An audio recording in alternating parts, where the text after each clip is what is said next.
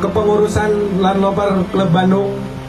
Ini saya panggil untuk Ketua Bapak Ari Ashari, Kang Asor. Ini pengurus kita yang baru Landloper Klub Bandung untuk periode 2013 sampai 2015.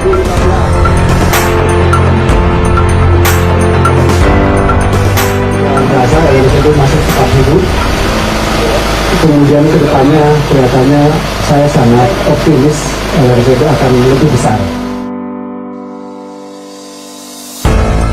Mudah-mudahan dengan acara ini cita-cita kita semua bersama termasuk pesan-pesan dari para senior kita bisa kita laksanakan dengan baik. Dan yang baik.